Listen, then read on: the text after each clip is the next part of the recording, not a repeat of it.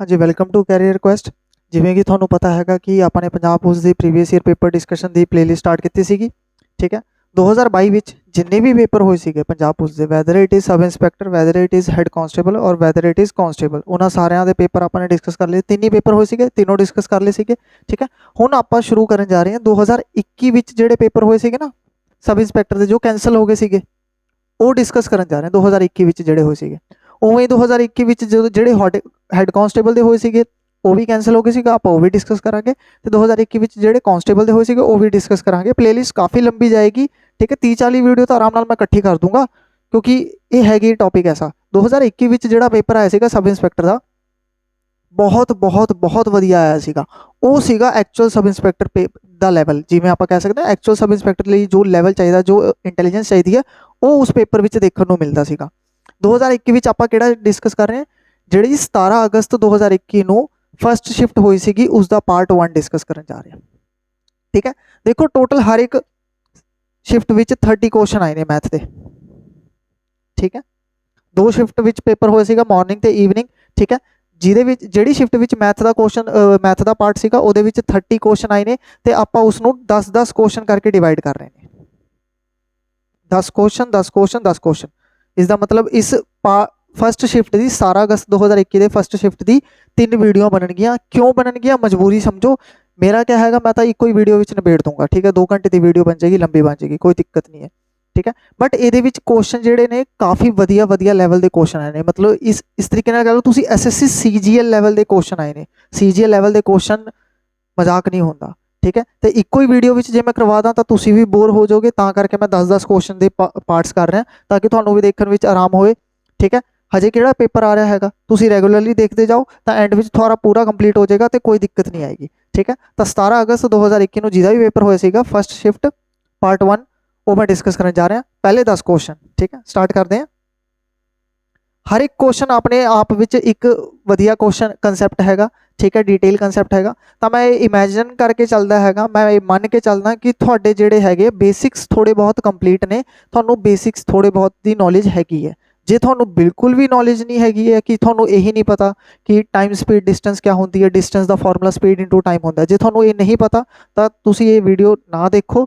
ਦੇਖੋਗੇ ਸਮਝ ਆ ਜਾਏਗਾ, ਲੇਕਿਨ ਹੋ ਸਕਦਾ ਥੋੜੀ ਪ੍ਰੋਬਲਮ ਆਏ। ਇਸ ਤੋਂ ਪਹਿਲਾਂ ਤੁਸੀਂ ਆਪਣੇ ਬੇਸਿਕਸ ਕੰਪਲੀਟ ਕਰ ਲਓ। ਜੇ ਬੇਸਿਕਸ ਕੰਪਲੀਟ ਨੇ ਕੋਈ ਦਿੱਕਤ ਨਹੀਂ ਹੈ। ਜੇ ਤੁਹਾਨੂੰ ਇੰਨਾ ਵੀ ਪਤਾ ਹੈ ਨਾ ਤੁਹਾਨੂੰ ਕਿ ਹਾਂ ਡਿਸਟੈਂਸ ਦਾ ਫਾਰਮੂਲਾ ਸਪੀਡ ਇਨਟੂ ਟਾਈਮ ਹੁੰਦਾ ਹੈਗਾ, ਕੋਈ ਚੱਕਰ ਨਹੀਂ, ਫਿਰ ਵੀ ਸਮਝ ਆ ਜਾਏਗਾ। ਬਸ ਇੰਨਾ ਪਤਾ ਹੋਣਾ ਚਾਹੀਦਾ, ਐਟਲੀਸਟ ਇੰਨਾ ਤਾਂ ਪਤਾ ਹੋਣਾ ਚਾਹੀਦਾ। ਜੇ ਇੰਨਾ ਵੀ ਨਹੀਂ ਪਤਾ ਫਿਰ ਕੀ ਫਾਇਦਾ, ਫਿਰ ਫਾਰਮ ਹੀ ਨਾ ਭਰੋ, ਪੇਪਰ ਦੀ ਤਿਆਰੀ ਨਾ ਕਰੋ। ਠੀਕ ਹੈ, ਇੰਨਾ ਤਾਂ ਪਤਾ ਹੋਣਾ ਚਾਹੀਦਾ ਨਾ। ਕਲੀਅਰ? ਤਾਂ ਆਪਾਂ ਸਟਾਰਟ ਕਰਦੇ ਹਾਂ ਪਹਿਲੇ ਕੁਐਸਚਨ ਤੋਂ। ਅਗੇਨ ਇਸ ਤੋਂ ਪਹਿਲਾਂ ਆਪਾਂ ਨੇ ਇੱਕ ਮੈਂਸੂਰੇਸ਼ਨ ਦੀ ਪਲੇਲਿਸਟ ਸਟਾਰਟ ਕੀਤੀ ਸੀਗੀ। ਮੈਂਸੂਰੇਸ਼ਨ ਦੀ ਪਲੇਲਿਸਟ ਵਿੱਚ ਮੈंने ਸਾਰਾ ਡਿਟੇਲ A to Z ਦੱਸਤਾ ਸੀਗਾ। ਇੰਨਾ ਦੱਸਤਾ ਕਿ ਪੰਜਾਬ ਵਿੱਚ ਉਸ ਤੋਂ ਬਾਹਰ ਮੈਂਸੂਰੇਸ਼ਨ ਦਾ ਕੁਐਸਚਨ ਐਗਜ਼ਾਮੀਨਰ ਪੁੱਛਣ ਦੀ ਹਿੰਮਤ ਨਹੀਂ ਕਰੇਗਾ।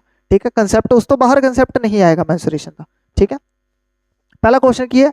ਅ metal cylinder pipe is of height 35 centimetre. ਠੀਕ ਹੈ, ਇੱਕ ਸਿਲੰਡਰੀਕਲ ਪਾਈਪ ਹੈਗੀ ਹੈ, उसकी हाइट कितनी है? 35 सेंटीमीटर हैगी है। ठीक है, हाइट 35 सेंटीमीटर। इनर डायमीटर कितना? 14। देखो जी डायमीटर 14 हैगा तो रेडियस कितना होएगा? 7 होएगा, यानी इंटरनल रेडियस आ गया 7 सेंटीमीटर। ठीक है, थिकनेस कितनी है? 2 सेंटीमीटर। देखो इस पाइप की ना थिकनेस दी हुई है, इसका मतलब की होया ये पाइप की हैगा वो हॉलो सिलेंडर है। ये पाइप किस शेप च हैगा? हॉलो सिलेंडर शेप च हैगा। ठीक है, जे ये 2 सेंटीमीटर थिक होएगा, जे ये थिकनेस की हैगी है 2 सेंटीमीटर, मोटाई कितनी हैगी है पाइप की? 2 सेंटीमीटर। आप एक्सटर्नल रेडियस कितना हैगा? देखो उन्हें क्या है ना, इनर डायमीटर 14 सेंटीमीटर है। इनर ओके ओके ओके, ठीक है ठीक है ठीक है। एक सेकेंड फिर तो बना देना मैं डायग्राम। अपने को एक सिलेंड्रिकल पाइप हैगी,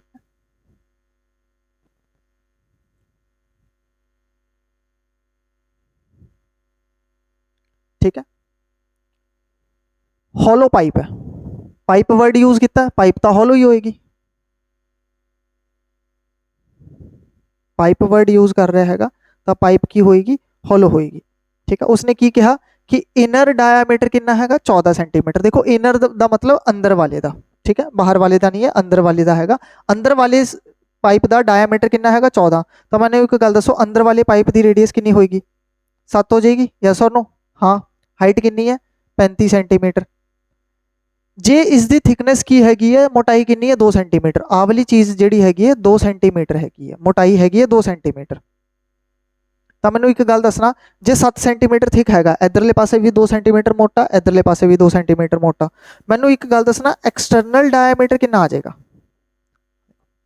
जे इंटरनल डायमीटर 14 हैगी है रेडियस 7 हो गया एक्सटर्नल डायमीटर कितना हो जाएगा 14 + 2 16 16 + 2 18 18 हो जाएगा तो रेडियस कितना आ जाएगा 9 आ जाएगा नहीं तो इवें समझो इंटरनल रेडियस कितना आ गया 7 क्योंकि इंटरनल डायमीटर 14 हैगा इंटरनल रेडियस 7 आ गया ये 2 सेंटीमीटर थिक हैगा तो एक्सटर्नल रेडियस कितना आ जाएगा आ वाली चीज़ कितनी आ जाएगी 7 + 2 9 सेंटीमीटर आ जाएगी यस और नो ठीक है क्लियर तो इसका की पूछा हैगा वॉल्यूम हॉलो सिलेंडर का वॉल्यूम का फॉर्मूला क्या होंगे पाई इंटू एच ना हॉलो सिलेंडर के वॉल्यूम का फॉर्मूला होगा pi h capital R square minus small r square ठीक है हॉलो सिलेंडर का वॉल्यूम की होता है pi h capital R square minus small r square pi की वैल्यू यूजुअली आप 22/7 यूज करते हैं ठीक है हाइट कितना हैगा 35 R स्क्वायर कैपिटल R कितना हैगा 9 उरे 9 का स्क्वायर आएगा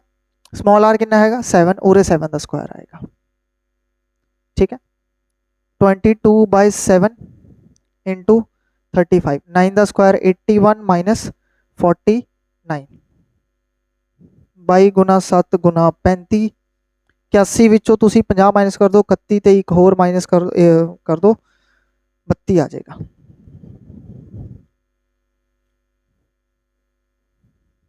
ठीक है 32 आ जाएगा अपना कटिंग कर देने आप 7 के टेबल से जाएगा 5 अपना आ गया 22 गुना 5 गुना 32 इसनों जो आप मल्टीप्लाई करिए 32 का डबल 64 64 नू जो 11 ना मल्टीप्लाई करिए सॉरी 32 नू पहला 5 ना मल्टीप्लाई कर लेंगे 32 नू जे 5 ना मल्टीप्लाई करिए तो होएगा 160 ठीक है 160 होएगा 160 का डबल 320 320 का आप करिए 352 पिछे 2 जीरो सॉरी सिंगल जीरो लगेगी क्योंकि एक जीरो है ना 3520 सेंटीमीटर क्यूब ऑप्शन डी आ जाएगा अपना क्लियर ठीक है तो वॉल्यूम कटना सीगा ईजी क्वेश्चन सीगा कोई वड्डी गल नहीं सीगी ठीक है ये आ गया अपना आंसर हुण ध्यान नाल समझना ਇਹਦੇ ਵਿੱਚ ना एक शॉर्टकट यूज होएगा मैनू कुछ करन दी लोड़ नहीं हैगी मैं वैसे भी आंसर कट दूंगा इन्ना कैलकुलेशन करन दी लोड़ नहीं वैसे भी कैलकुलेशन ज़्यादा टफ नहीं है कैलकुलेशन करन दी कोई लोड़ नहीं पेगी ठीक है ये वैल्यूज पुट करन दी भी कोई लोड़ नहीं पेगी एक लॉजिक थानू पता होना चाहिए वो लॉजिक की हैगा पहला तुसी स्क्रीनशॉट ले लो फिर मैं थानू लॉजिक दसदा चलो स्क्रीनशॉट ले लिया होना आई होप सो ठीक है लॉजिक हुण समझो सानू की पूछा सिलेंडर का वॉल्यूम की पूछा सिलेंडर का वॉल्यूम पूछा ठीक है वॉल्यूम क्या होएगा सिलेंडर का भावें वो सिलेंडर होवे भावें वो होलो सिलेंडर होवे मैंने क्वेश्चन विच की क्या हैगा वॉल्यूम पूछ रहा है देखो वॉल्यूम विच की आएगा वॉल्यूम होता pi h into R square minus R square उरे देखो उरे एक चीज़ दिखेगी थानू पाई उरे एक चीज़ दिखेगी पाई पाई क्या होंदा हैगा 22/7 हुण जदों तुसी कैलकुलेशन करोगे देखो 7 ना कैंसल आउट हो जाएगा क्योंकि जे कैंसल आउट नहीं होएगा तो साडा आंसर पॉइंटा विच आएगा उरे पॉइंट्स विच कुछ नहीं दिता होया ठीक है तो कॉमन सेंस है 7 जेड़ा हैगा उरे जो भी वैल्यू बनेगी मेरी ਉਹਦੇ ਨਾਲ 7 कैंसल आउट हो जाएगा बचेगा कि 22 देखो 22 क्या होता है 22 क्या होता है 2 गुना 11 22 अपना छोटा भाई ठीक है 22 मैं की लिख सकता 2 इंटू 11 ठीक है मतलब जो भी मेरा आंसर होएगा वो क्या होएगा 11 नाल मल्टीप्लाई होएगा यस और नो आवली चीज़ 7 नाल कट जाएगी कुछ वैल्यू बनेगी वो वैल्यू 22 नाल मल्टीप्लाई होएगी 22 का मतलब 2 गुना 11 मतलब जो भी आंसर आएगा वो 11 नाल मल्टीप्लाई होएगा तुसी ये चेक कर लो आंसर विच केड़ा ऑप्शन जेड़ा हैगा वो 11 नाल मल्टीप्लाई हो रहा है यानी 11 का मल्टीपल हैगा या फिर 11 नाल डिवाइड हो रहा है ए वाला आंसर तुसी चेक करोगे ये 11 नाल डिवाइड नहीं होता ए वाली ऑप्शन चेक करोगे ए भी 11 नाल डिवाइड नहीं होता ठीक है ए वाली ऑप्शन चेक करोगे ए भी 11 नाल डिवाइड नहीं होता सिर्फ डी ऑप्शन ऐसा हैगा जेड़ा 11 नाल डिवाइड हो रहा हैगा ठीक है तो 11 नाल डिवाइड होने वाला ऑप्शन सिर्फ यही है मतलब वॉल्यूम भी सिर्फ यही होएगा कैलकुलेशन करने की कोई लोड़ नहीं है सिर्फ 11 का मल्टीपल चेक करना हैगा ये चीज़ तुसी कदों कदों करनी हैगी है जो थानू वॉल्यूम पूछा होवे टोटल सरफेस एरिया पूछा होवे या कर्व्ड सरफेस एरिया पूछा होवे किस किस चीज़ का जिस दे विच पाई आएगा पाई किस दे विच आंदा हैगा सिलेंडर विच आएगा कोन विच आएगा ठीक है, स्फीयर विच आएगा। ठीक है, सिलेंडर की जगह होलो सिलेंडर भी होवे ओ। ठीक है, सिलेंडर होलो सिलेंडर कौन स्फीयर, इन्हां विच पाई आएगा। ठीक है, पाई आंदा ही आंदा, पाई दे विच 11 होएगा, तुसी 11 का मल्टीपल चेक करना, दैट्स इट, होर कुछ नहीं। ठीक है, वॉल्यूम टोटल सरफेस या कर्व्ड सरफेस एरिया, जो ये तीनों चीज़ विच कोई भी एक चीज़ पूछे तुसी 11 का मल्टीपल चेक करो, थोड़ा आंसर आ जाएगा। जे दो ऑप्शन है ने 11 का मल्टीपल, फिर तो कैलकुलेशन करनी पेगी, फिर होर कोई तरीका नहीं है। ठीक है, इस दे विच इको ही ऑप्शन सीगा, वो चेक करो, टिक मारो, अगे निकलो। ठीक है, तो आई होप सो तुहानू ट्रिक वधिया लगी होनी। इसी नाल एक बार ना एक लाइक बटन ते प्रेस कर देना बस। ठीक है, ट्रिक जे वधिया लगी तो लाइक बटन ते प्रेस कर देना, होर कुछ नहीं। चलो नैक्सट क्वेश्चन ते चलते हैं। What is the value of following expression, इसकी वैल्यू कड्डनी हैगी है। 30 + 30 × 30 डिवाइड बाय 30 नू इवें लिख सकदा मैं, डिवाइड बाय 30। यस और नो, उरे आ स्लैश हैगा, स्लैश का मतलब भी डिवाइड होंदा, जे मैं इवें लिखदा 3/5, इसका मतलब की होएगा 3/5। तो इन्ना मतलब तो थानू पता होना। उरे की हैगा 30 × 30, उरे डिवाइड का साइन है, डिवाइड की जगह मैं आप इवें लिख देंगे +30 को आ 3 नाल आ 30 कट गया, 30 + 30। ठीक है, स्लैश आ 3 नाल आ 30 कट गया, 30 + 30, ये आ जाएगा 60/60। 60/60 कितना होएगा, एक, ऑप्शन ए। क्लियर। ठीक है, तो वधिया क्वेश्चन सीगा, ठीक ठाक सीगा, स्क्रीनशॉट ले लो। अगले क्वेश्चन से चलते हैं। सब तो सौखा क्वेश्चन ना यही है, बाकी क्वेश्चन हजे देखो, तुसी जलवे देखो कि कहे जे क्वेश्चन ऐसे। हाँ देखो, थर्ड क्वेश्चन हैगा, in covering a distance of 60 kilometer Abhay take 2 hour more than Sameer. देखो एक 60 किलोमीटर का डिस्टेंस ट्रैवल करन विच अभय नू 2 घंटे ज़्यादा लगते हैं, किस तो, समीर तो। If Abhay double his speed, जे अभय अपनी स्पीड कर दे डबल, जे अभय अपनी स्पीड कर दे double, then he will take 1 hour less than Sameer, उसनू 1 घंटा घट लगेगा समीर तो।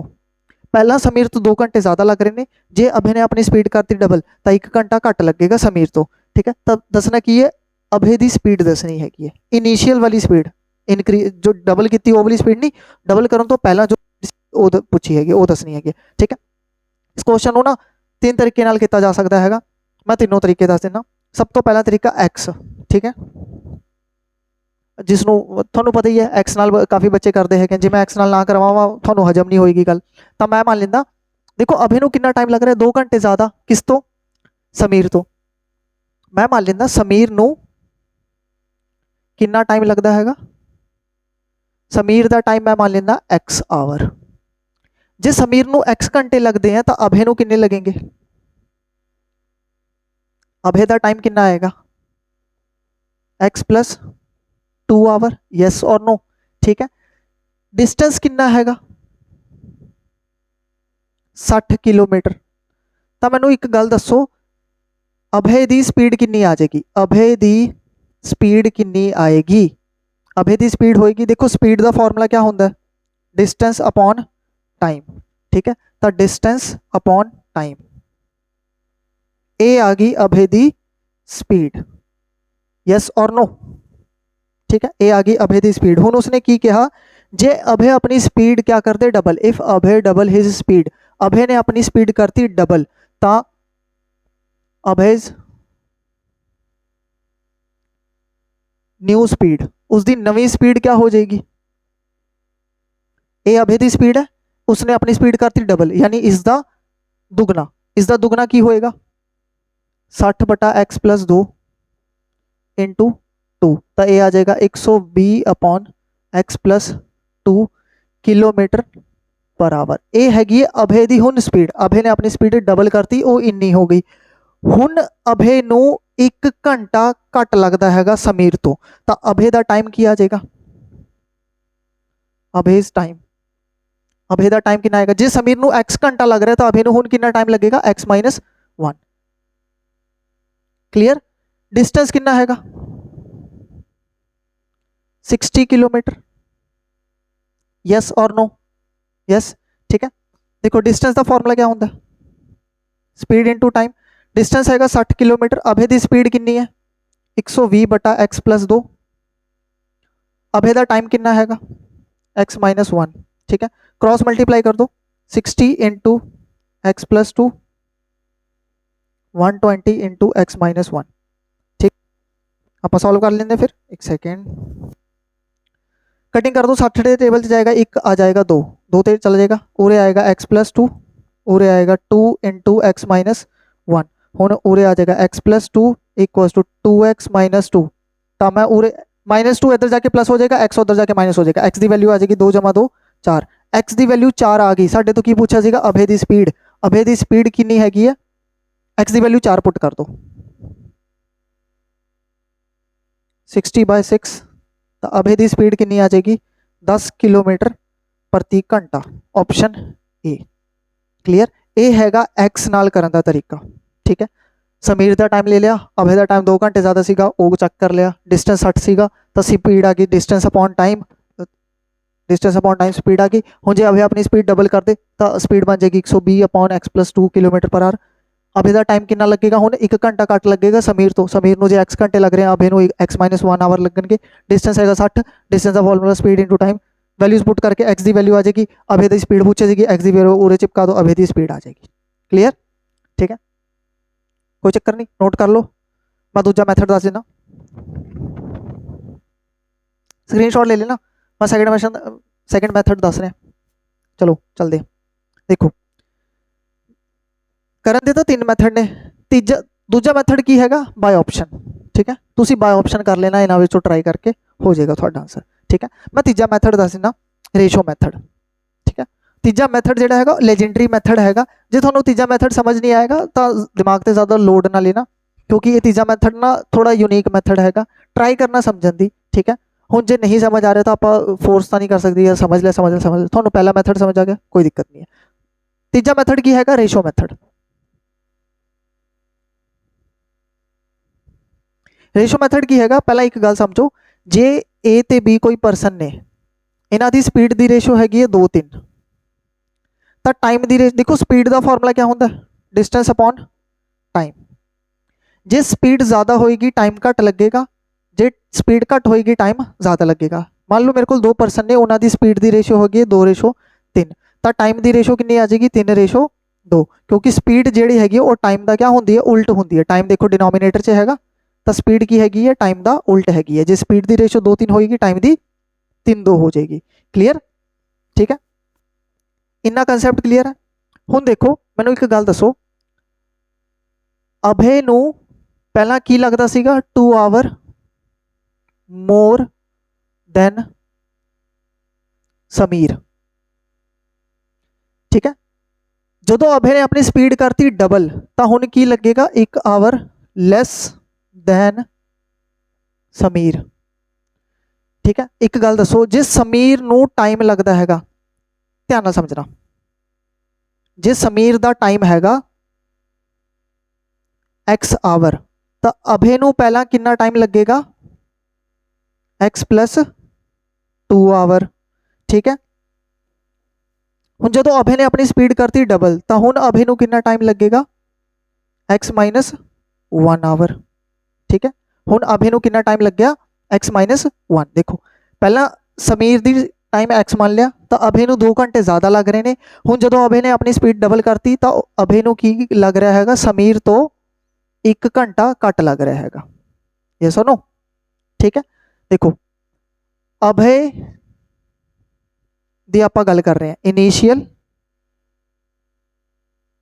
फाइनल अभे दी स्पीड की हैगी अभे ने अपनी स्पीड करती कितनी डबल डबल का मतलब 1 तो 2 या फिर 2 तो 4 या फिर 3 तो 6 तो अभे दी स्पीड क्या होगी 1:2 होगी मतलब पहला जे अभे दी स्पीड 1 यूनिट सीगी तो हुण अभे दी स्पीड कितनी होगी 2 यूनिट अभे दा टाइम कितना हो जाएगा देखो टाइम की जी रेशो होंगी है स्पीड के उल्ट होंगी है जे अभे की स्पीड की रेशो 1:2 यूनिट हैगी है तो टाइम की कितनी हो जाएगी 2 यूनिट रेशो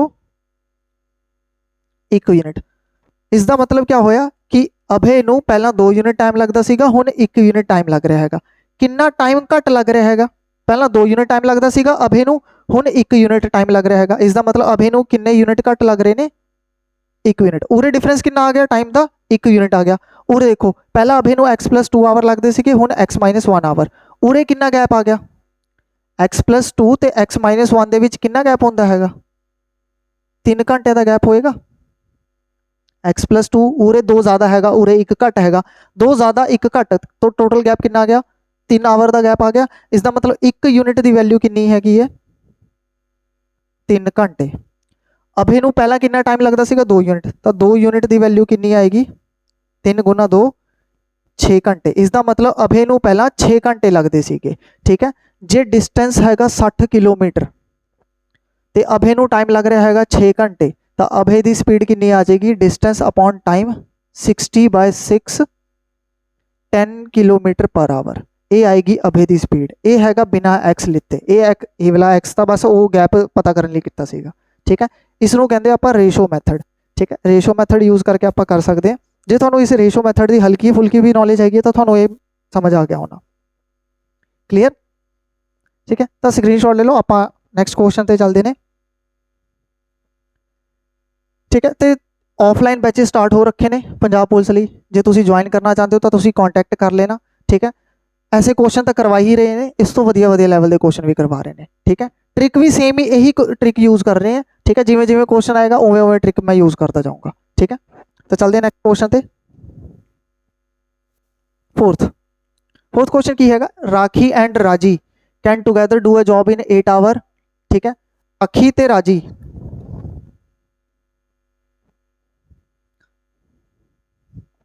एक सेकेंड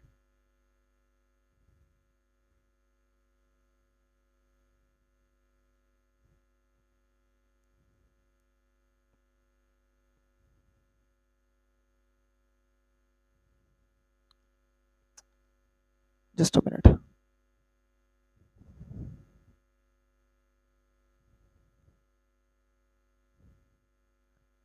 एक सेकंड मैं वीडियो पॉज कर देना एरर आ गया शायद। रुको मैं वीडियो नहीं रुको पॉज करने की लोड नहीं पाएगी एनोटेशन आ गया। ठीक है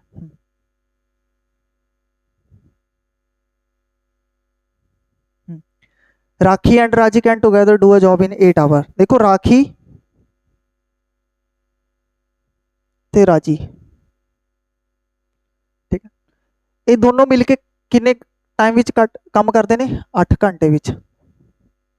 अकेला राखी कली Rakhi and Rakhi can do the job in alone in 10 hour. कली राखी किन्ने घंटे विच करती है 10 घंटे विच। पता की करना हैगा then in how many hour Raji do the job alone. ठीक है ध्यान नाल समझना राखी प्लस राजी ये किन्ने घंटे विच करनगे 8 घंटे विच। कला राखी किन्ने घंटे विच करेगी 10 घंटे विच। ये टाइम एंड वर्क का क्वेश्चन हैगा। ठीक है time and work which rakhi plus राजी कितना हैगा 8 घंटे कला राखी कितना हैगा 10 घंटे। तो आप की करते हैं देखो वर्क का फॉर्मूला होंदा हैगा एफिशिएंसी इनटू टाइम। ठीक है एफिशिएंसी क्या होंदी है मैन पावर कह लो या वूमन पावर कह लो एक दिन दे विच काम करने की क्षमता उसनों आप कहते हैं एफिशिएंसी। एक दिन दे विच एक घंटे दे विच या फिर एक साल दे विच मतलब एक। ठीक है जे यूनिट दिन हैगा तो आप एक दिन मनांगे जे यूनिट उरे किन्ने का उरे आवर देता होया तो आप आवर मनांगे। एक दिन विच या फिर एक घंटे विच काम करने की क्षमता नूं आप एफिशिएंसी कहते हैं। तो सब तो पहले तो वर्क पता होना चाहिए कि काम कितना हैगा। तो वर्क लिए आप की करते हैं टाइम का एलसीएम लेंदे ने 8 घंटे ते 10 घंटे 8 ते 10 का एलसीएम लो 40। ये जो 40 आएगा इसनों आप मान लांगे वर्क। हुण जे वर्क का फॉर्मूला एफिशिएंसी इनटू टाइम हैगा तो एफिशिएंसी का फॉर्मूला की हो जाएगा वर्क अपॉन टाइम। इसका मतलब जो वर्क नूं मैं टाइम नाल डिवाइड करदा मेरे को की आ जाएगी एफिशिएंसी आ जाएगी। तो 40 नूं तुसीं 8 नाल डिवाइड करो तो एफिशिएंसी कितनी आएगी 5। इसका मतलब राखी दी ते राजी दी राजी नूं मैं छोटा आर लिख रहा राखी ते राजी दी एफिशिएंसी कितनी आ गई 5। जे मैं 40 नूं 10 नाल डिवाइड करा कितना आएगा 4 यानी कल्ले राखी दी एफिशिएंसी कितनी आ गई 4। ठीक है मैनूं एक गल दसो राखी दी ते राजी दी एफिशिएंसी 5 हैगी है ते कल्ले राखी दी 4 हैगी है तो राजी दी एफिशिएंसी कितनी आएगी 5 विचों राखी दी माइनस कर दो राखी दी कितनी है 4 5 विचों 4 माइनस कर देंगे कितना आ जाएगा 1। तो एफिशिएंसी ऑफ राजी हुण मैं पूरा पूरा लिख दिंदा एफिशिएंसी ऑफ राजी राजी दी एफिशिएंसी कितनी आ गई 1 यूनिट। हुण पता की करना in how many hour can Raji do the job. कल्ली राजी किन्ने घंटे विच करेगी तो देखो टाइम का फॉर्मूला हो जाएगा वर्क अपॉन एफिशिएंसी। वर्क कितना हैगा अपना 40 यूनिट ਐਫੀਸ਼ੀਐਂਸੀ ਹੁਣ ਕਿਹਦੀ ਲਵਾਂਗੇ, ਰਾਜੀ ਦੀ, ਕਿਉਂਕਿ ਇਸਨੇ ਕਿਹਾ ਹੈਗਾ ਕਿ ਤੁਸੀਂ ਰਾਜੀ ਦਾ ਪਤਾ ਕਰੋ, ਰਾਜੀ ਨੂੰ ਕਿੰਨਾ ਟਾਈਮ ਲੱਗੇਗਾ। ਤਾਂ ਰਾਜੀ ਦੀ ਐਫੀਸ਼ੀਐਂਸੀ 1 ਹੈਗੀ ਹੈ, 40/1 ਕਿੰਨਾ ਹੋਏਗਾ 40 ਆਵਰ। ਇਸ ਦਾ ਮਤਲਬ ਰਾਜੀ ਨੂੰ ਕਿੰਨਾ ਟਾਈਮ ਲੱਗੇਗਾ 40 ਘੰਟੇ ਲੱਗਣਗੇ ਕੰਮ ਕਰਨ ਲਈ। ਠੀਕ ਹੈ, ਸਕਰੀਨਸ਼ਾਟ ਲੈ ਲਓ। ਆਪਾਂ ਨੈਕਸਟ ਕੁਐਸਚਨ ਤੇ ਚੱਲਦੇ ਨੇ ਫਿਰ। ਚਲੋ फाइंड द जीसीडी। देखो जीसीडी का मतलब ही क्या होता हैगा, फुल फॉर्म दस देना, greatest common divisor. Greatest common divisor यानी ऐसा ਵੱਡਾ ਨੰਬਰ ਜਿਹੜਾ ਇਹਨਾਂ ਸਾਰਿਆਂ ਨੂੰ ਕਿਆ ਕਰਦਾ ਹੋਵੇ, ਡਿਵਾਈਡ ਕਰਦਾ ਹੋਵੇ। ਸ਼ਾਰਟ ਫਾਰਮ ਵਿੱਚ ਤੁਸੀਂ ਇਵੇਂ ਕਹ ਲਓ, ਜਿਹੜਾ जीसीडी ਹੁੰਦਾ ਹੈ ਨਾ ਉਸ ਨੂੰ ਆਪਾਂ HCF ਹੀ ਕਹਿੰਦੇ ਨੇ। ठीक है, इन्हां विचों किहड़ा नंबर हैगा जिहड़ा इन्हां दा सब तो वड्डा डिवाइजर हैगा, divisor in the sense highest common factor ही कह दिंदे ने। जे मैं तुहानूं कहां कि 4 ते 6 दा ग्रेटेस्ट कॉमन डिवाइजर की होएगा, मतलब एक ऐसा नंबर दसो जिस दे टेबल ते 4 भी आवे ते जिस दे टेबल ते 6 भी आवे, तां तुसीं कहोगे सर ऐसा नंबर किहड़ा हैगा 2, 2 दे टेबल ते 4 भी आएगा, 2 दे टेबल ते 6 भी आएगा। तां इस दा मतलब आपां की कढ रहे ने, HCF कढ रहे ने। तां मैनूं एक गल दसो, इन्हां ऑप्शन विच किहड़ा ऐसा नंबर हैगा जिहड़ा 3, 5, 8 के टेबल ते आ रहा हैगा। ठीक है, एक second, greatest common divisor of, ठीक है ठीक है ठीक है, पूरे एलसीएम आएगा, सच एचसीएफ नहीं आएगा, एलसीएम आएगा। ग्रेटेस्ट कॉमन डिवाइजर का मतलब एक ऐसा नंबर जिहड़ा इन्हां सारियां नाल डिवाइड हुंदा होवे। Greatest common divisor of 3, 5 and 8, एक ऐसा नंबर जिहड़ा डिवाइजर होवे किसदा 3, 5 ते 8 दा, एक ऐसा नंबर जिहड़ा 3, 5, 8 दा डिवाइजर होवे। ग्रेटेस्ट कॉमन डिवाइजर एक ऐसा नंबर जो 3 नाल भी डिवाइड होवे, 5 नाल भी डिवाइड होवे ते 8 भी डिवाइड होवे, तां ओह आपां की करदे हैं एलसीएम, ओह आपां एलसीएम कड्डांगे। ग्रेटेस्ट कॉमन डिवाइजर का मतलब एलसीएम होएगा, एचसीएफ नहीं होएगा। GCF ग्रेटेस्ट कॉमन फैक्टर का मतलब होएगा HCF। ठीक है, जे GCF लिखा होवे तां HCF होएगा। GCF का मतलब ग्रेटेस्ट कॉमन फैक्टर होता है।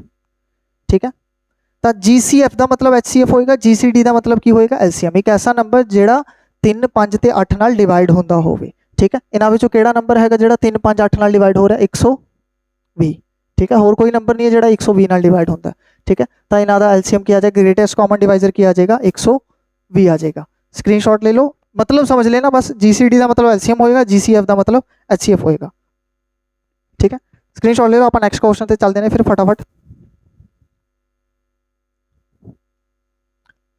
Hostel provision is sufficient for 150 hosteller. एक हॉस्टल हैगा, ਉਹਦੇ ਵਿੱਚ प्रोविजन की हैगी है, प्रोविजन का मतलब रहन की क्षमता, या फिर ये कह लो खाना खाने लिए आप किन्ने बंदे अफोर्ड कर सकते, एक टाइम में किन्ने बंदे खाना खिला सकते हैं, 150 हॉस्टलर को या 150 बंदे खाना खिला सकते हैं फॉर 45 डेज। यानी इवें गल समझो, एक हॉस्टल हैगा, ਉਹਦੇ ਵਿੱਚ ਆਪਾਂ 150 ਬੱਚਿਆਂ ਨੂੰ 45 ਦਿਨਾਂ तक खाना खिला सकते हैं, इन्नी प्रोविजन हैगी है।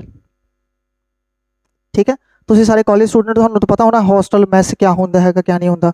जे सब इंस्पैक्टर की तैयारी कर रहे हो, फॉर्म भरिया होना, डिग्री होनी, डिग्री मतलब कॉलेज में पढ़े होने, कॉलेज में पढ़े हो तो मतलब तुहानूं पता होना कि हॉस्टल की होंदा है, मैस की होंदा है कि, ठीक है, ये सब पता होना ना।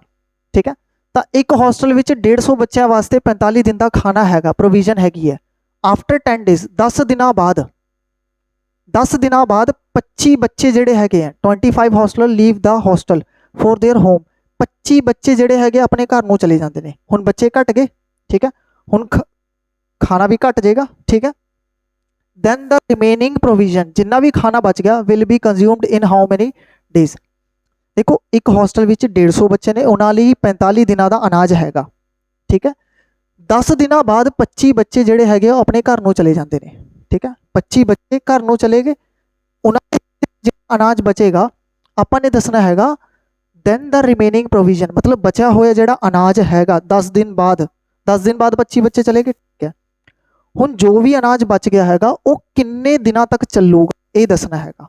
ठीक है, ये ऑप्शन ने किन्ने दिनों तक चलेगा, 42 दिनों तक, 50, 55, 65 या 70 दिनों तक।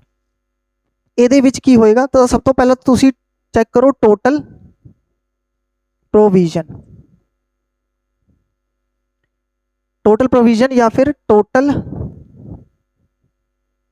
अनाज, ठीक है। और बिंदी आएगी नहीं आएगी चेक कर लेना, टोटल अनाज मेरे ख्याल नाल आएगी शायद। और पंजाबी का टीचर नहीं है, मैथ का टीचर हाँ, ठीक है। अब पंजाबी वाली मिस्टेक माफ कर देना। टोटल अनाज कितना आ जाएगा ਇਹ ਕਿਵੇਂ ਪਤਾ ਕਰਾਂਗੇ, ਦੇਖੋ ਕਿੰਨੇ ਦਿਨਾਂ ਦਾ ਖਾਣਾ ਹੈਗਾ 45 ਦਿਨਾਂ ਦਾ, ਕਿੰਨੇ ਬੱਚਿਆਂ ਲਈ 150 ਬੱਚਿਆਂ ਲਈ। ਤਾਂ ਦੇਖੋ ਤੁਸੀਂ ਇਵੇਂ ਸਮਝੋ ਜਿਹੜਾ ਅਨਾਜ ਹੈਗਾ ਜਾਂ ਫਿਰ ਉਸ ਨੂੰ ਆਪਾਂ ਨਾ ਵਰਕ ਕੰਸੀਡਰ ਕਰਦੇ ਹਾਂ। ਵਰਕ ਕਿੰਨਾ ਹੁੰਦਾ, ਵਰਕ ਦਾ ਫਾਰਮੂਲਾ ਕੀ ਹੁੰਦਾ, ਐਫੀਸ਼ੀਐਂਸੀ ਇਨਟੂ ਟਾਈਮ। ਐਫੀਸ਼ੀਐਂਸੀ ਦਾ ਮਤਲਬ ਤੁਹਾਡੇ ਕੋਲ ਕਿੰਨੀ ਮੈਨ ਪਾਵਰ ਹੈਗੀ ਹੈ। ਹੁਣੀ ਮੈਂ ਦੱਸ ਕੇ ਹਟਿਆ ਆਪਣੇ ਕੋਲੇ ਕਿੰਨੇ ਬੱਚੇ ਨੇ 150, यानी एफिशिएंसी किन्ने बच्चों की हैगी है 150 बच्चों की। 150 बच्चे खाना खाएंगे तो अपने को एफिशिएंसी आ जाएगी 150। किन्ने टाइम तक खाना खाएंगे 45 दिनों तक खाना खाएंगे तो उरे वर्क आ जाएगा 150 गुना 45। तो 150 ਨੂੰ ਜੇ ਤੁਸੀਂ 45 ਨਾਲ ਮਲਟੀਪਲਾਈ ਕਰੋ ਇਹ ਆ ਜਾਏਗਾ 6750, ठीक है 6750। यानी अपने को टोटल अनाज कितना आ गया 6750 यूनिट। इन्ना अनाज अपने को हैगा, ठीक है। हुण तुसी ये देखो ये अनाज आ गया बेसिकली टोटल अनाज या फिर टोटल प्रोविजन का मतलब टोटल वर्क ही पूछा है, मतलब दस्या है इन्होंने, ठीक है। तो इन्ना अनाज आ गया अपने को। After 10 days 25 hostel leave the hostel, 10 दिनों बाद 25 बच्चे जोड़े है वो चले जाते हैं। इसका मतलब तुसी ये देखो कि इन 10 days how much provision is used, 10 दिनों तक कितना अनाज खा लिया बच्चा ने। बच्चे किन्ने सीगे 150, देखो 150 बच्चे सीगे किन्ने दिनों तक अनाज खाएंगे 10 दिनों तक। तो वर्क का फॉर्मूला होएगा एफिशिएंसी इनटू टाइम। 150 बच्चे है 10 दिनों तक अनाज खाएंगे तो टोटल कितना अनाज खा जाएंगे 150 इंटू 10 1500 यूनिट अनाज खा जाएंगे। या सुनो 1500 यूनिट वो खा गए। इसका मतलब की होया इन 10 days how much provision is used, 1500 provision की होगी यूज होगी, मतलब 1500 यूनिट अनाज की हो गया इस्तेमाल हो गया। रिमेनिंग प्रोविजन की आएगा, रिमेनिंग प्रोविजन कह लो या फिर रिमेनिंग अनाज कह लो। कितना अनाज बच गया अपने को 6750 माइनस 1500, 1500 तो खा गए ना, ये आएगा 5250। इन्ने यूनिट अनाज की हो गया अपने को बच गया, ठीक है। इन्ना अनाज अपने को बच गया। बच्चे किन्ने हैगे रिमेनिंग हॉस्टलर, रिमेनिंग हॉस्टलर हाँ ठीक है 150 सीगे, 150 विचों 25 चले गए, किन्ने रह गए 125, ठीक है। हुण देखो वर्क का फॉर्मूला होंदा है एफिशिएंसी इनटू टाइम। तो टाइम का फॉर्मूला क्या होएगा वर्क अपॉन एफिशिएंसी। कितना अनाज हैगा 150 यूनिट अनाज हले पिया हैगा, किन्ने बच्चे हैगे 125 जे 5250 यूनिट अनाज हैगा, बच्चे हैगे 125, किन्ने दिन तक चलेगा। तो टाइम का formula work upon efficiency, work मतलब कितना अनाज हैगा 5250 अनाज हैगा तो बच्चे किन्ने ने 125, तुसी 125 नाल क्या कर दो डिवाइड कर दो। तो 25 के टेबल से जाएगा ये 5, ठीक है 25 के टेबल से जाएगा 250 50। 50 दिन तक अपना अनाज चलेगा। एक सेकेंड और कुछ तो गड़बड़ की हैगी मैं 1500 माइनस करना ना, हाँ 6750। एक सेकेंड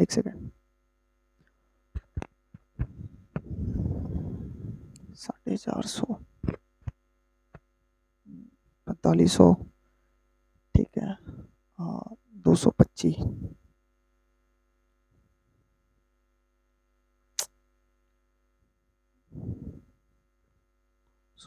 46, एक सेकेंड ये आएगा 50 नाल कर लेंगे 225 2500 05527 6750। इन्ना अनाज आएगा 25 बच्चे हैगे ने, सॉरी हाँ हाँ उरे गलती हुई है, हल्की जी कैलकुलेशन मिस्टेक हैगी है।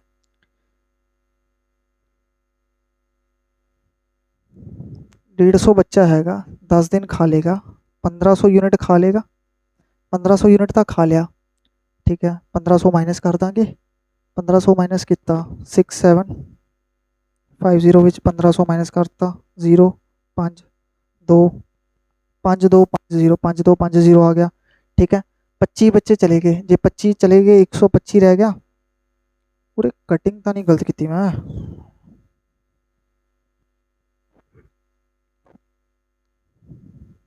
25 ਦੇ ਟੇਬਲ ਤੇ ਕੱਟ ਦੋ 5 25 ਦੇ ਟੇਬਲ ਤੇ ਜਾਏਗਾ 2 एक 210 आएगा कटिंग गलत हुई हो रहा 210 आ जाएगा 5 के टेबल से कटेगा 42 एनर्जी मिस्टेक है इन्नी मिस्टेक तो हर हो जाती है ठीक है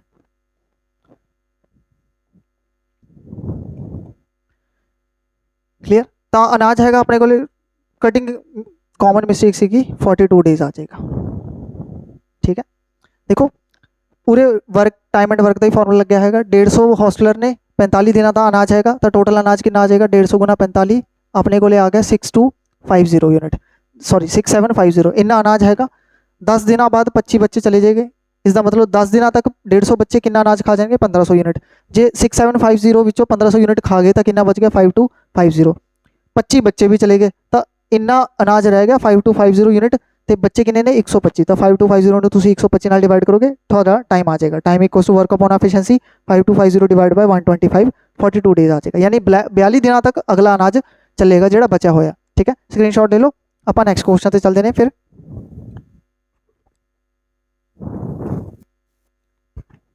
there is a 60% increase in an amount in 5 year at simple interest ठीक है what will be the compound interest of rupees 14,000 after 3 year at the same rate ठीक है सब तो पहला तुसी प्रिंसिपल कड्डो सॉरी प्रिंसिपल नहीं रेट कड्डो एट सेम रेट क्या है ना सानू रेट परसेंट नहीं पता रेट परसेंट नहीं पता इसने की कहा there is a 60% increase in an amount इसका मतलब की होया अमाउंट विच कितना इनक्रीज हो रहा है 60% का इनक्रीज हो रहा है जे मैं मान लवां कि मेरा जेड़ा प्रिंसिपल सीगा वो 100 रुपया सीगा 100 रुपया जेड़ा सीगा वो 60% की हो गया इनक्रीज हो गया तो अमाउंट कितनी बन जाएगी वो 160 रुपया बन जाएगी हाँ या ना 100 रुपया सीगा 60% इनक्रीज हो गया और अमाउंट का मतलब की हैगा राशि थोड़े कोल कुछ राशि होनी ठीक है राशि वो तुला राशि मेष राशि वाली नहीं अमाउंट वाली राशि ठीक है थोड़े कोल कुछ पैसे सीगे वो 60% इनक्रीज हो गए मतलब जो प्रिंसिपल 100 सीगा वो 60% इनक्रीज होकर 160 हो जाएगा तो इंटरेस्ट कितना आएगा मैंने कोई गल दसो इंटरेस्ट कितना आएगा इंटरेस्ट होएगा अमाउंट माइनस प्रिंसिपल 160 माइनस 100 कितना आ जाएगा 60 रुपये का ये मैं अपने वालों मन्या तुसी 1000 मान लो 1 रुपया मान लो 2 रुपया मान लो जो मर्जी मान लो 100 मैं ता मन्या 100 का 60% करना ईजी सीगा इंटरेस्ट आ गया 60 रुपया अपने वालों 60 रुपये मान लो यूनिट मान लो कुछ भी मान लो ठीक है SI का फॉर्मूला क्या होता है PRTC बटा 100 SI कितना है 60 रुपया प्रिंसिपल कितना 100 रेट पता नहीं कितना टाइम लग गया 5 साल 5 साल लगा दो बटा 100 नाल 100 कट जाएगा रेट की वैल्यू की आएगी 60 5 थले जाके डिवाइड हो जाएगा 60 बटा 5 कितना आएगा 12% इसका मतलब अपना रेट कितना आ गया 12% अपना रेट आ गया ठीक है हुण आपां ने की करना है सेम रेट लिखा होएगा सेम रेट मतलब 12% हुण आपां नूं 3 साल का कंपाउंड इंटरेस्ट कढ़ना है 14,000 रुपया ते 12% विच 12% यूज करके 3 साल का कंपाउंड इंटरेस्ट कढ़ना है 14,000 पिछे ठीक है तो तुसी स्क्रीनशॉट ले लो मैं फटाफट कंपाउंड इंटरेस्ट कट के दसदा रेट कितना आ गया 12% टाइम कितना हैगा 3 साल प्रिंसिपल कितना हैगा 14,000 कंपाउंड इंटरेस्ट कटना हैगा ठीक है देखो कंपाउंड इंटरेस्ट कढ़ने के ਵੱਖ-ਵੱਖ फॉर्मूले ने ठीक है मेरे अपने को नहीं मतलब एक्चुअल विच जे तुहानू कोई भी टीचर वधिया तरीके नाल पढ़ाएगा भावें मैं होवे भावें कोई होर होवे कंपाउंड इंटरेस्ट कढ़ने के 4 बेस्ट मैथड ने ठीक है 4 बेस्ट मैथड ने वो क्वेश्चन टू क्वेश्चन वेरी करता है कि केड़ा मैथड आप यूज़ करिए क्योंकि हर एक क्वेश्चन की वैल्यूज़ के नाल ना मैथड चेंज हो जाता है हर एक क्वेश्चन में आप एक ही मैथड यूज़ नहीं कर सकते कैलकुलेशन कदे कदे ना इनक्रीज हो जाती है ठीक है हुण नॉर्मल तरीका मैं दस देना, नॉर्मल की होएगा अपने को औखा हो जाएगा नॉर्मल तो, चलो कोई नहीं आप ट्राई करते हैं। प्रिंसीपल कितना हैगा 14,000। देखो CI का मतलब क्या होता है, कंपाउंड इंटरेस्ट का मतलब क्या होता है, इंटरेस्ट, ठीक है। कंपाउंड इंटरेस्ट का मतलब की होएगा इंटरेस्ट ऑन इंटरेस्ट। इसका मतलब क्या होया, ब्याज उत्ते ब्याज, ब्याज ते ब्याज, ठीक है। मतलब कंपाउंड इंटरेस्ट विच क्या होता हैगा, अगले साल ਆਪਾਂ पिछले साल का भी ब्याज ਦਿੰਦੇ हैं, मतलब प्रिंसीपल ਉਹਦੇ ਉੱਤੇ ਤਾਂ ब्याज देवांगे ही देवांगे, बट अगले साल ਆਪਾਂ ब्याज ਦੇ ਉੱਤੇ भी ब्याज देवांगे। प्रिंसीपल कितना हैगा 14,000, ਆਪਾਂ फर्स्ट ईयर की गल करते हैं। रेट कितना हैगा 12%, फर्स्ट ईयर टाइम हैगा 3 साल, तो आप सैकेंड ईयर थर्ड ईयर, ठीक है क्लियर। देखो फर्स्ट ईयर रेट कितना हैगा 12%, आप 12% ही यूज करना। 14,000 का जो तुम 12% कड्डो 12% ऑफ 14,000, ठीक है। ये आ जाएगा 12/100 इंटू 00 कट जाएगा, ठीक है। 12 गुना 14 144 प्लस 24 168 1680 आ जाएगा। तो पहले साल कितना ब्याज मिले 1680 रुपया, ठीक है। पहले साल कितना ब्याज मिले 1680 रुपया, 14,000 का 12% हो गया 1680, ठीक है।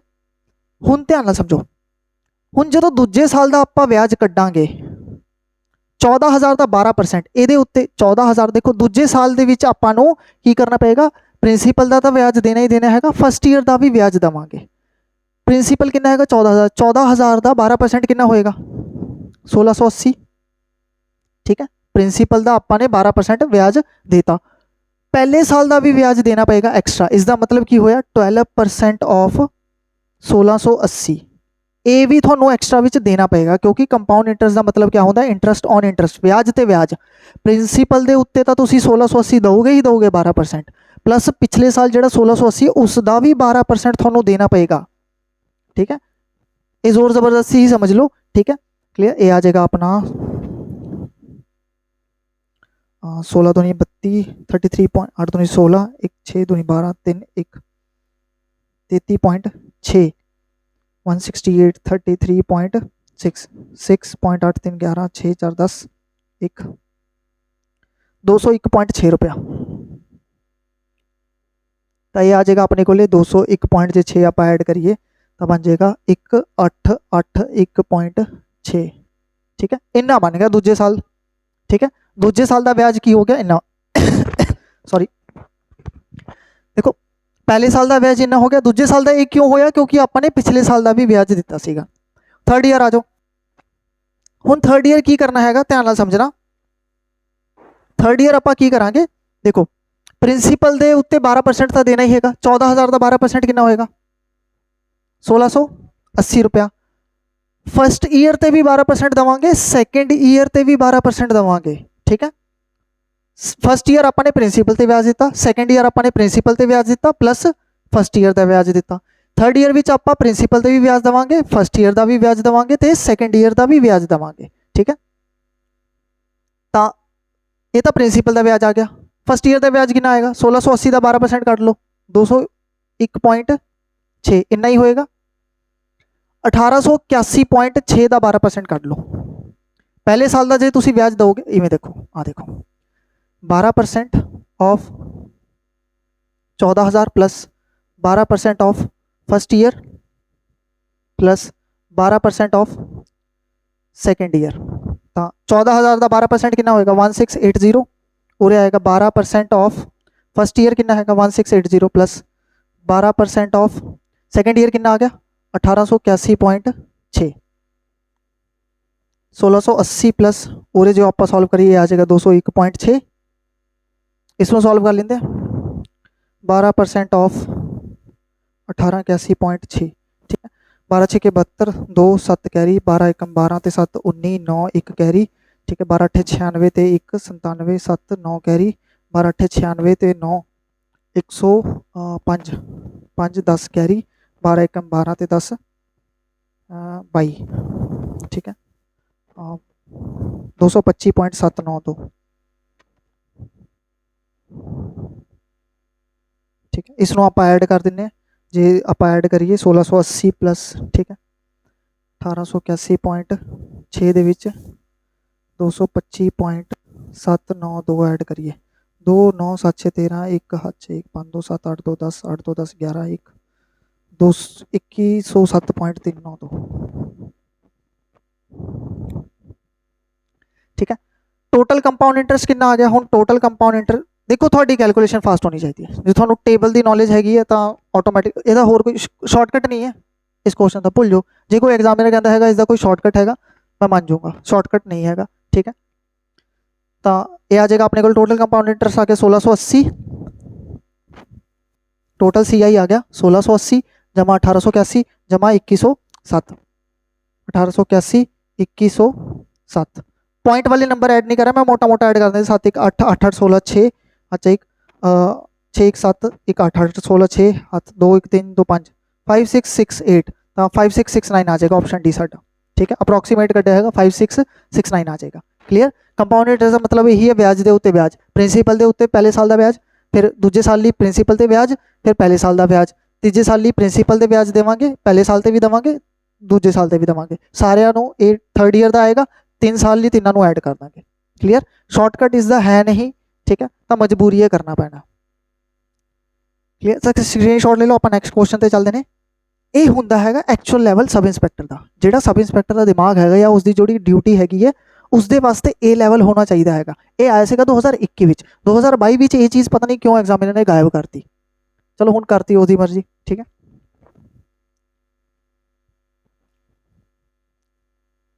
8th क्वेश्चन की है, the compound interest on a certain sum for 2 year at 10% per annum is 546। देखो कंपाउंड इंटरेस्ट कितना हैगा 2 साल का 546%। रेट देखो, टाइम कितना है 2 साल, रेट कितना है 10%, सी आई कितनी हैगी है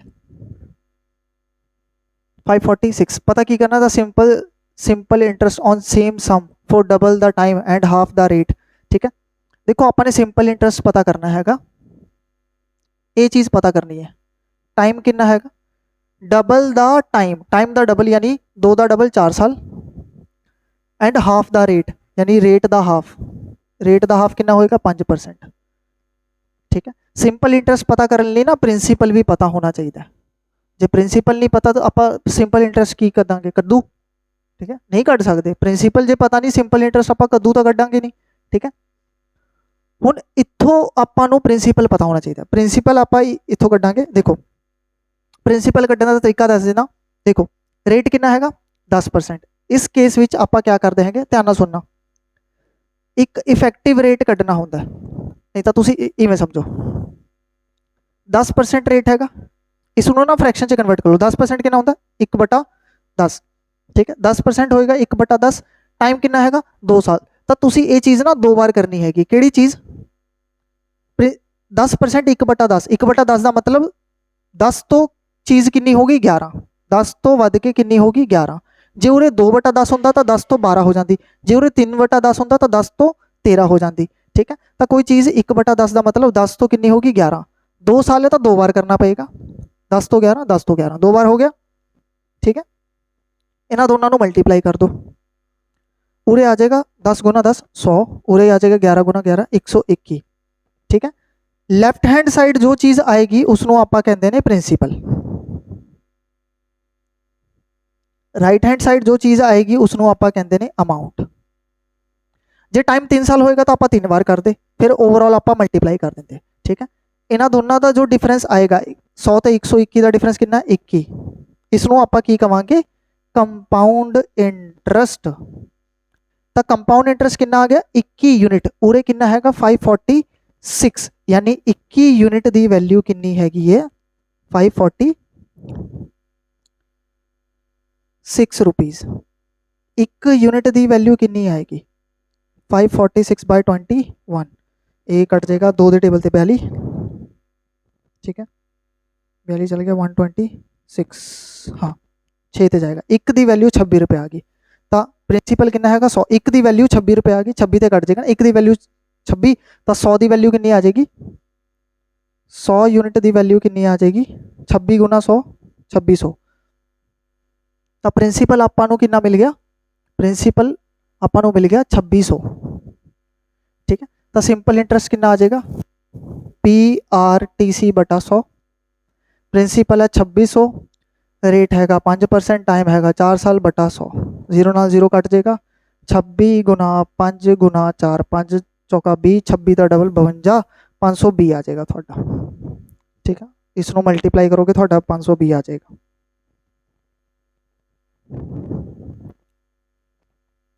क्लीयर, ठीक है। तो ठीक ठाक क्वेश्चन सीगा, और बस थोड़ा ये पता होना चाहिए कंपाउंड इंटरेस्ट कढ़न का ये तरीका है, ठीक है। पिछला तरीका जो मैं दसिया वो भी तो है कंपाउंड इंटरेस्ट का, एक होर तरीका है मैंने दसिया सीगा ना, जे कोई डिसेंट टीचर होएगा या वधिया टीचर होएगा, ऑल ओवर इंडिया सारे वधिया टीचर ने, ठीक है। कंपाउंड इंटरेस्ट पता करने के 4 अलग अलग मैथड ने, वो question to question values to values vary करते रहते हैं, ठीक है। तो जे चारों तरीके पता करने हैं तो माफ़ करना, थोड़ा ऑफलाइन बैच ज्वाइन करना पड़ेगा, ठीक है। स्क्रीनशॉट ले लो, आप नैक्सट क्वेश्चन पर चलते हैं।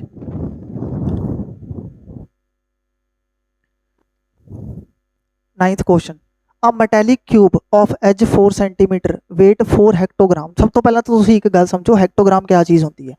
जे यही चीज़ नहीं पता 4 हेक्टोग्राम, ठीक है, तो ना गड़बड़ वाली गल हो जाएगी, ठीक है। चलो ठीक है, मान लेंगे हेक्टोग्राम मैनू नहीं पता, ठीक है, हो जाता है हेक्टोग्राम आपां नूं नहीं पता, ठीक है।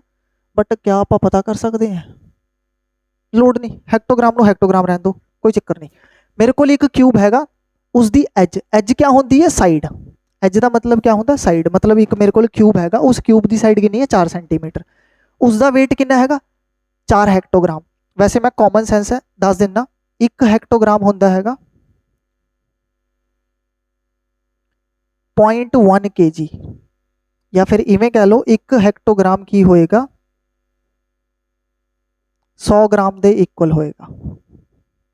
1 हेक्टोग्राम 0.1 kg होएगा या फिर 100 ग्राम होएगा, ठीक है। कॉमन सेंस है, जे नहीं पता तो आप बिना हेक्टोग्राम जे नहीं पता बच्चा कन्फ्यूज हो जाएगा कि यार हेक्टोग्राम की पूछ लिया, पता नहीं क्या होता क्या नहीं होता, नहीं पता ना, बिना पता करते भी आप क्वेश्चन कर सकते हैं, ठीक है।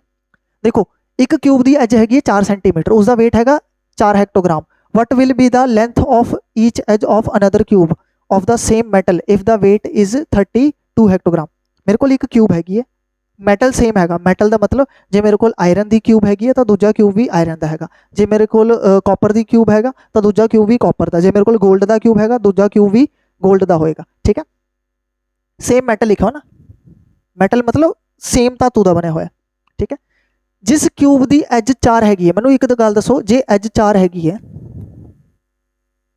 एज कितनी है 4 सेंटीमीटर, तो वॉल्यूम कितना हो जाएगा।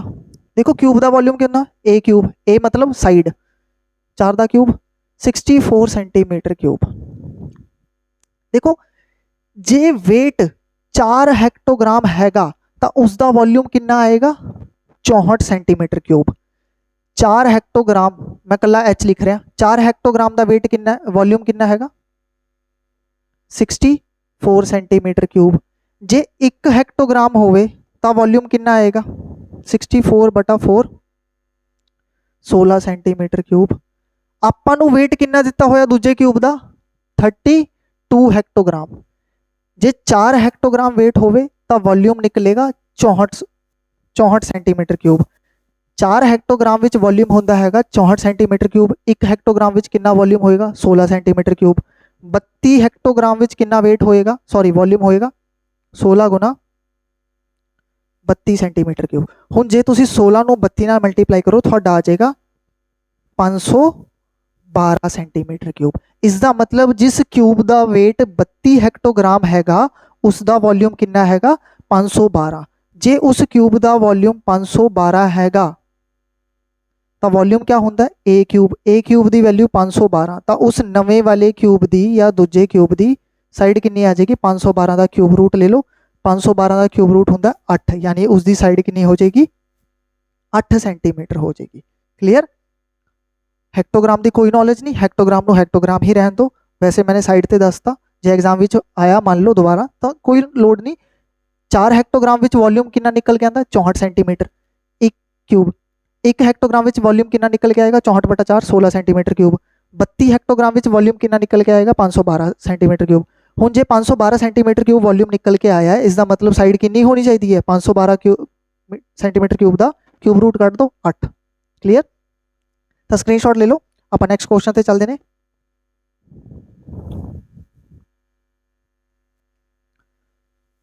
ठीक है, ए बी सी दी कुछ फॉर्मेट दी हुई है, बी सी ए। देखो ए दी वैल्यू कट लेंगे आप 120 माइनस बी डिवाइड बाय 4 है करता 5 से कट जाएगा उरे आएगा 120 माइनस 5 कितना आएगा 115। ए दी वैल्यू आ गई 115, बी दी वैल्यू हैगी आप ब्लू कलर ना लिख लेंगे। बी दी वैल्यू कितनी हैगी है -20 इंटू -1 प्लस -28 डिवाइड बाय 7। यही चीज़ है। देखो प्लस माइनस की हो जाएगा माइनस, तो मैं उरे डायरेक्ट माइनस लिख रहे हैं -28 divide by 7। -20 into -1 minus minus क्या हो जाता है प्लस, उरे आ जाएगा 20 माइनस 28/7 कितना आएगा 4। बी विचों 4 माइनस करो कितना आ जाएगा 16। तब बी दी वैल्यू आ गई 16। सी दी वैल्यू चेक कर लेंगे। सी दी वैल्यू आ गई 28 माइनस 5 मल्टीप्लाई 6 प्लस 2। बॉड मास लगाओ 6 5 30, 28 माइनस 30 प्लस 2, 28 ते 2 कितना हो जाएगा 30 माइनस 30 के आ जाएगा 0। तो सी दी वैल्यू होगी 0। पता की करना है पूछा है A plus B into C बटा 1000। A plus B into C divide by 1000 का मतलब की होया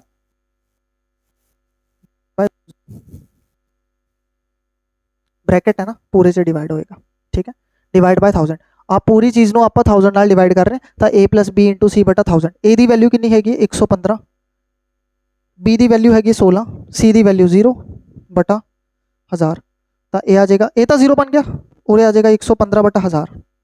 115 ਨੂੰ ਤੁਸੀਂ 1000 ਨਾਲ डिवाइड करो कितना आएगा 0.115 आ जाएगा। ठीक है, इसका मतलब 115 आएगा उरे।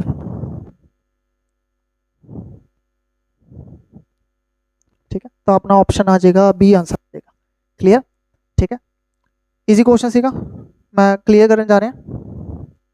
तो ये अपनी प्लेलिस्ट 10 क्वेश्चन की खत्म होगी। ठीक है, काफ़ी टाइम लग गया बट क्वेश्चन बहुत अच्छे अच्छे लैवल के सीगे। ये सब इंस्पैक्टर का ही लैवल है। जो तुम तैयारी कर रहे हो तो तुम सपोज करके चल सकते हो, मन के चल सकते हो कि इस साल हो सकता है ऐसे क्वेश्चन देखने को मिले। ठीक है, तो आप नैक्सट क्वेश्चन जोड़े है नैक्सट 10 क्वेश्चन आप पार्ट 2 में डिस्कस करांगे। तब तक लिए अपना ध्यान रखना तो all the best for your future preparation and exam. तो शेयर जरूर कर देना इस सैशन को। ठीक है।